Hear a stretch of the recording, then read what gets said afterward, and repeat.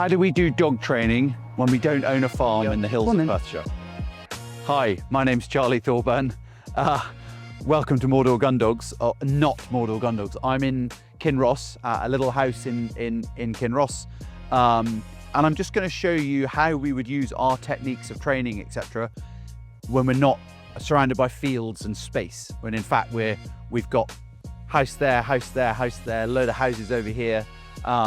And how we would go about doing this and utilising our garden and space to let the dog have some downtime, and then the street and the pavement for doing training. So I'm going to go and grab a dog and get going. So I come out of my garden, out of the gate, and I've got my dog, and we're ready to do a bit of training. What's really important is that we don't have a helicopter flying over the top of us.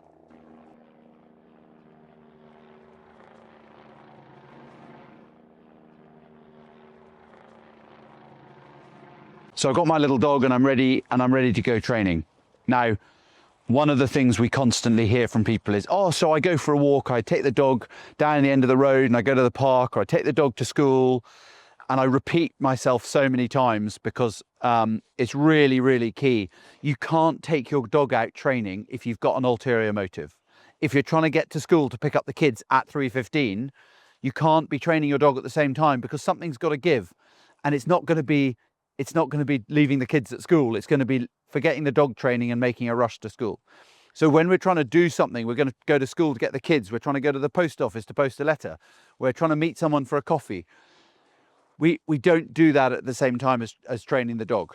Okay, so what we're doing when we're training the dog is we're just training the dog. So I'm coming out here, and if I get 25 feet from the front door, that's as far as I get. If I get 2.5 miles, that's as far as I get, but I can't have a preconceived idea of where I'm going to go. So we're going to take Marnie here for a little walk, and we're just going to show you how I would use this kind of location for training a young dog.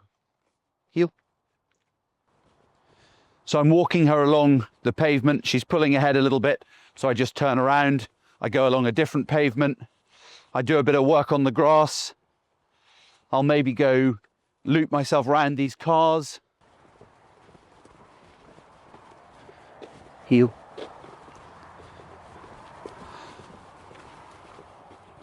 But all of this, from the dog's point of view, is completely random. Okay, none of this is something that she can predict, because I don't know where I'm going, so the dog certainly doesn't. Sit. Sit. I can do a little sit and stay. Now in the office next to our office at home, we have a little step. Money. Sit. A little step which helps the dogs not move when they're sitting and staying, so I can use the curb there as a similar concept. Now I'm just making this up as I go along. I've been here before, but it's not somewhere I spend a lot of time. I've certainly never trained a dog here, so I'm just making this up as I see things and I see how I can use things to my advantage. Heel. I can do the same with the sit and stay, with the difference in texture. Money here. Sit. Sit. With the grass to the tarmac and vice versa. So I'm creating a barrier for both the dog and for me, a visual barrier, so the dog can feel the difference, but also I can be very clear that if her feet are on the tarmac, she's moving. If her feet stay on the grass, then I'm in good shape. By putting her in the corner there, I'm also limiting most of the direction. She can only move and creep this way with it being a bit of a grey area. If she moves that way, she's on the pavement. If she's on that way, she's on the pavement. So it's all using these little things just to make it work for you. Money. Heel. So there's interesting smells for an extra skip and in the grass. If we find the dog is sniffing a lot when they're on the grass, keep them on the pavement. If we walk along just on the edge of the grass, if we walk along just the edge of the grass, then we're stopping her sniffing. The pavement's got less smells on it. If we feel like she needs to practice that, then we'll take her onto the grass and we'll do training on the grass. But we've always got this opportunity to escape and get back onto the pavement. Hey.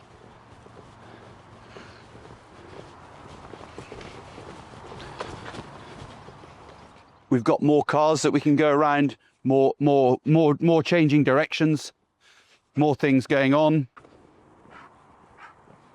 Sit. Heel.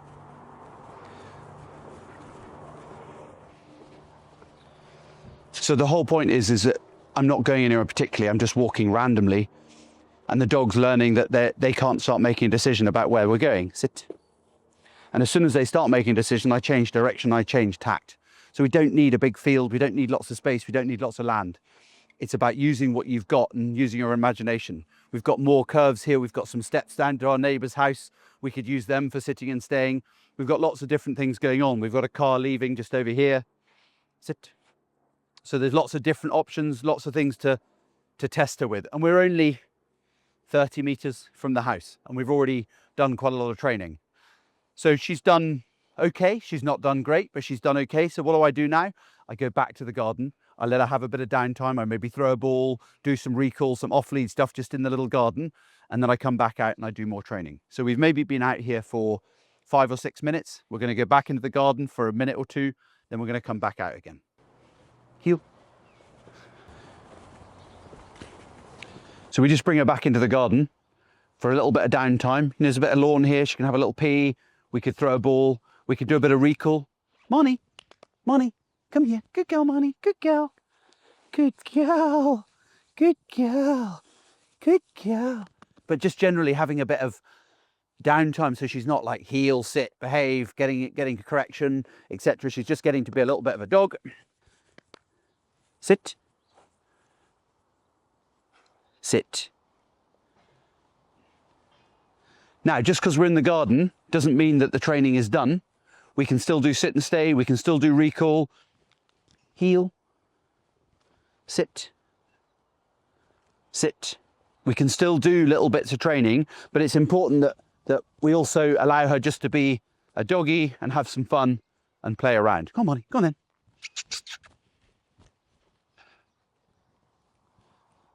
So she's allowed to explore, you know, it's her garden, it's her downtime. Now, this isn't her garden, so this is kind of new to her, but she's allowed to have some off-duty games, off-duty game time. You know, if she's going to be a gun dog, we wouldn't just be throwing a ball around, but if she was a young dog, we would just be doing little retrieves for her in here. Just making it fun and enjoyable and just letting her relax just for a few minutes. And then, Money, come here. Come here. Come here, Money, come here, sit. And then just getting a lead out again. Sit. And then we go back to work. Heel.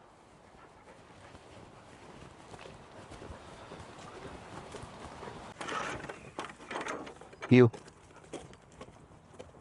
So she's had a few minutes of running around in the garden, and I've put her back on the lead and we're ready to do some training again. So we've done some training, sitting and staying, heeling, general paying attention. We've gone into the garden, we've had a bit of one-to-one engagement, sitting on the ground with her, throwing a ball for her, generally just letting her have a bit of downtime. And now we're back out and we're going to try and go a little bit further. So last time we made it about 30 meters from the door of the house.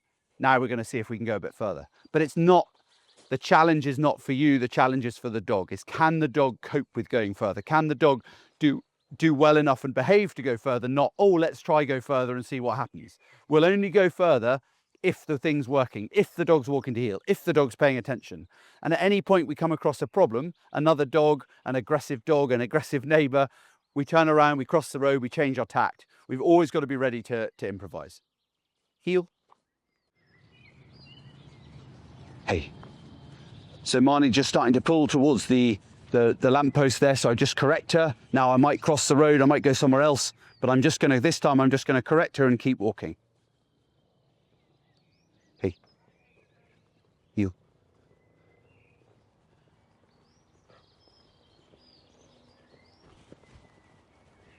So she's not doing quite as she's told, so I'm just changing direction, I'm crossing the road. I'm just varying it so she doesn't get in the habit of thinking she knows where she's going.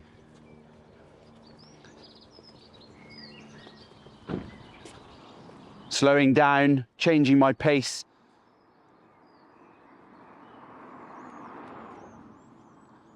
Hey, here, sit. So this then becomes another opportunity for us to change tact. We could go in here, we could weave around some cars, we could carry on going down the pavement and meet these people coming the other way, just depending on where we felt the dog was in terms of her training. Money, heel. There's a bit of open grass space here. It's pretty quiet. So what I could do now is I could think about letting her off, maybe keeping her on a lead so that I've got something to get hold of, but just letting her off and just doing a bit of off lead at heel, or letting her have a little bit of a run around. Money, heel. Sit. Just wait until the van goes past. Sit. Good girl. Come on then. Come on then. Money. Money. Doesn't listen. Money, come here. Money. Hey, Marnie, come here. So you can see she's being a little bit naughty, a little bit like, oh, but there's lots of smells here. Okay, so that's fine. She's a dog. It's not fine. She shouldn't, we don't want her doing it. But that's why I left the lead on her, because I didn't know how she was going to react, because this is a change of scene, a different environment. So I don't trust her. She's being a bit flighty, a little bit silly. So I'm like, maybe letting her off here when there's vehicles going backwards and forwards isn't going to work. So I'm just going to get hold of her and carry on doing more heel work, because we know we can always head back to the garden. Now, I'm still only 100 meters away from where I started, because I've gone out, I've gone around some cars, I've crossed the road, I've come up the road, I've gone back down, I've crossed the road again. So we've done quite a lot, but we're still pretty close, so we can always escape and get back to the house. We can go back to the house a number of different routes. We don't have to go back the same route. And that again will help you, because as soon as you start going back, some dogs go, oh, we're going home. Some dogs go, oh, we're going home, and they start behaving. Often people go for a walk and the dog's a pain on the way out and they're good on the way back. And they go, oh yeah, they're really good on the way home. One, they're tired. Secondly, the fun's over. They know where they're going. They know they're going home, and they're like, oh, okay, it's the end of the day, we're going home. They've lost their enthusiasm, whereas it's going that way, oh, where are we going to go?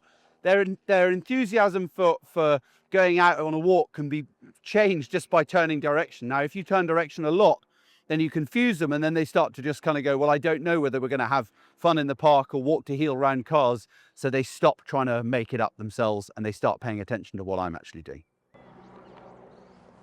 Heel.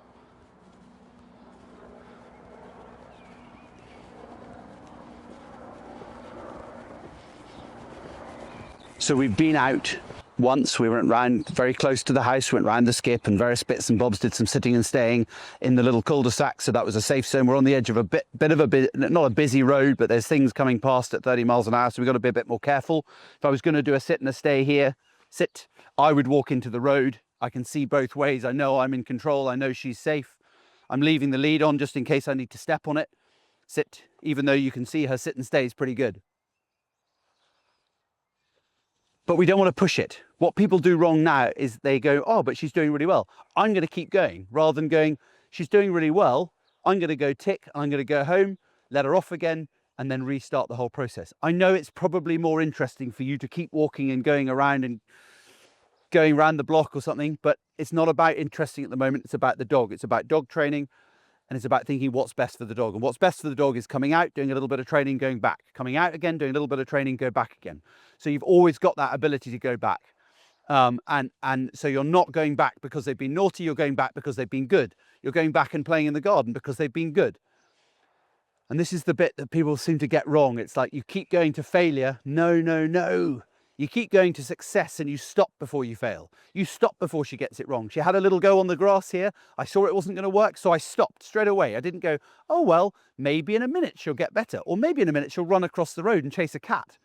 You know, but either one is not a known quantity, so I'm just going to pull back from that and not allow it to happen. So it's really key to think about how you manage your training in your own environment. And I hope this little, just a different scenario is helpful to you and shows that, you know, all the training that we do at home can be done in your home environment as well. We're going to head back to the garden, give her another run around again, but I hope you've all learnt something. Thanks for watching, and we'll see you next time. Remember, you get out what you put in.